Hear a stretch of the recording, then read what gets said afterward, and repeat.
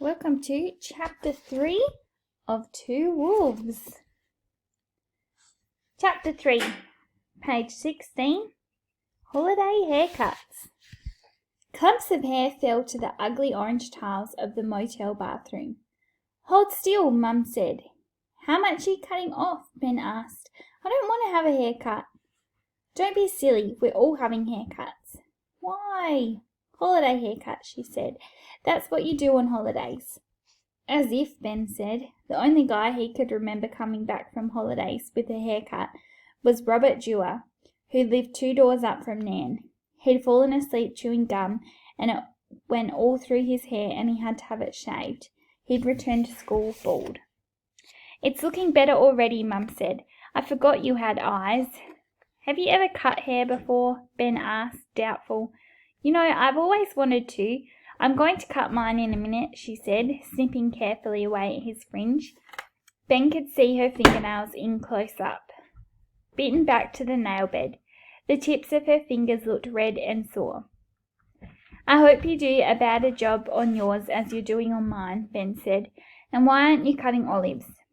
"Her hair's too beautiful. She can wear pigtails or a bun." "Look down," Mum said, her tongue poking out as she concentrated on steering around Ben's ear.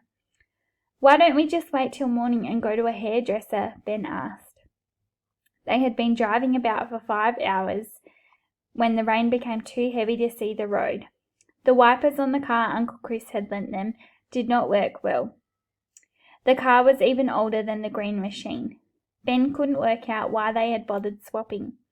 So they had pulled off the highway into Rest Haven, a deadbeat motel with a flickering fluorescent sign out the front. "Don't use your whiny voice," Mum said. She often accused him of whining, so Ben said in his deepest, most manly voice, "Why don't we just go to a hairdresser?" "It's more fun this way," she said. "What's fun about having your hair hacked off by a maniac with a pair of nail scissors?" "Mind your tongue," she said. "Head down." Ben watched another handful of thick brown hair drop to the tiles. There was more hair on the floor than Ben remembered having on his head. Another large clump fell. He looked up into the mirror again, and a tiny scream leapt from his mouth. His hair was an inch long. "I think it looks good," she said, "more like a boy." "Good?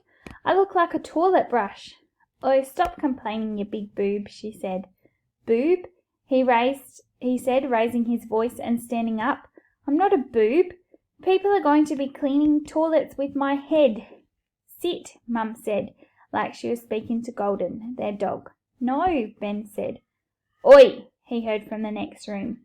He looked at Mum, thinking for a second. There was no point getting Dad upset. He turned and studied his reflection in the mirror. "This room is where hair comes to die. It's a new look. Holiday haircuts," he grunted as he flopped back into the chair. A grin spread over Mum's lips as she tidied up the sides. "I'm hungry," Ben said. "Well, we don't have anything. It won't hurt you to skip a few meals." Ben looked at her in the mirror. She knew he was paranoid about his weight because he told her the things kids said at school. She gave him an apologetic look and kept cutting. "Ow," he said, grabbing his ear. He looked at his hand. Blood. I'm sorry. Let me look at it." Ben stormed out of the bathroom, squeezing his ear to stop the blood flow. The room was dimly lit with brick walls, a double bed and a tired-looking couch. Dad was looking out the window through a gap in the faded pink curtains, speaking to someone on the motel phone. Olive was asleep on the bed with Bonzo, lit by the glow of a greyhound race on TV. "Ben," Mum called. He headed for the front door and yanked it open, but the security chain jarred it. "Hey," Dad said, putting the phone down. "What?" "Has your mother finished with you?" Ben reached for his ear. He dabbed at it and showed Dad the blood seeping into the shallow channels of his fingerprints. If he were honest, there wasn't actually much blood. He would have liked there to be a bit more. But it was still blood. Mum came out of the bathroom. "Yes," he said, "she's finished." Dad looked at Mum. Mum looked at Ben. Ben looked at Dad. And that is how his hair stayed, short and spiky with sticky up bits. Dad was in the butcher's chair next. He swore a lot and Mum threatened to cut his ear off too if he didn't stop complaining. He stopped. Ben sat on a green vinyl seat that had a dodgy leg and stared into the car park through the rain-drizzled window. He grabbed his old brown leather notebook from his bag. Ben had found the notebook in the cramped office at the back of Nan's house, where she kept caramello koalas in the middle drawer of a roll-top desk. The notebook had been his grandfather's. When Pop was alive, he had jotted down some numbers in the front.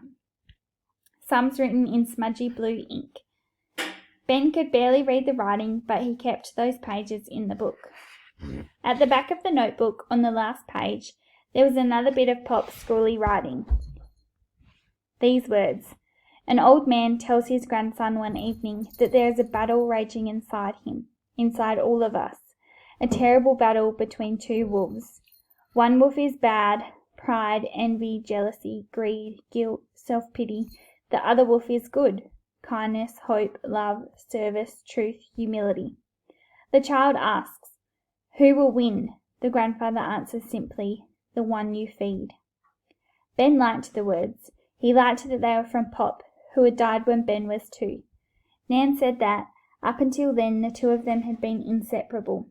Pop had taken him everywhere, always repeating a rhyme that Ben had loved. "Ben Silver is no good. Chop him up for firewood. If he's no good for that, feed him to the old tomcat." Ben chewed on the rubber end of his pencil for a moment before writing this list: police, holiday, Uncle Chris, grey nylon bag, black candles, the new old car, haircuts.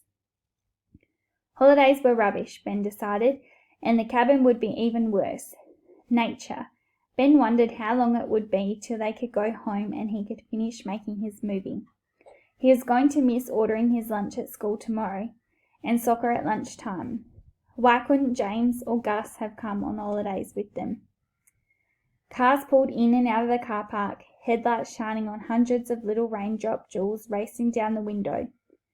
Out the front, the sign for Rest Haven flickered to an uneven beat. The cranky lady from reception crossed the car park holding a red umbrella, a small carton of milk and some towels. She looked at Ben, quickly looked away, but then glanced back. He wondered if she thought his hair was weird, or his family. When they checked in, Dad had refused to show her his driver's license, saying that he'd lost his wallet. Ben had seen him with his wallet at a petrol station on the motorway half an hour earlier, so he went out to the car, brought Dad's wallet to him, and said, "Here it is." But rather than being thankful, Dad was angry. "Don't stick your big bib in," he shouted as they drove across the car space in front of their room. Ben didn't even wear a bib. What did "stick your big bib in" mean? Soon, Dad emerged from the bathroom with close-cropped hair, another unhappy customer. Ben tried not to laugh. "Go to sleep," Dad grunted, switching off the TV and lamp and flopping onto the big bed. Ben lay down on the couch in a rectangle of light from the bathroom. When Mum appeared half an hour later, she was hardly recognizable. Her hair, usually halfway down her back, was now boyish and weird-looking. "Why did you do that?" Ben asked. "Go to sleep. We leave early." He watched her. She laid Olive down on a blanket on the floor and sat on the edge of the bed with her back to him for a long while. "How early do we leave?" Ben whispered into the darkness. 4. "Why?" "Because your father says so. Go to sleep." Ben lay there, eyes open, listening to the rain beating on the roof. The couch cushions smelt mouldy and felt itchy. He wondered if there were bed bugs. He imagined his body swarming with mini beasts, hundreds of thousands of them eating him alive. He closed his eyes and saw it like a stop-motion movie with tiny bed bugs made out of clay. Dad's snoring filled the room. Ben tried not to think about the bites. He thought about Nan, his dad's mum. She lived around the corner from them, right on the highway. She always had time for him and was interested in what he had to say. Nan was rake thin, a tough old bird, one of those old people who sat on the front steps watching the world go by. She had probably seen their car leave town. Ben wondered if she had picked up Golden. Even though it was past midnight, He knew that Nan would be lying awake in bed, staring at the ceiling, listening to talk radio and world news. She only slept for a couple of hours just before dawn. Ben's eyes closed. He thought about the 4 police officers. He had asked Mum about them again, and she said that there was a break-in at the Wreckers. That's why the police showed up. But who would steal something from that place? It was a dump, an actual dump. Ben touched his spiky hair and scratched his skin. He felt hungry. He silently prayed for the holiday to be over soon. End of chapter 3. Make sure that you are writing your summaries in your Google Doc.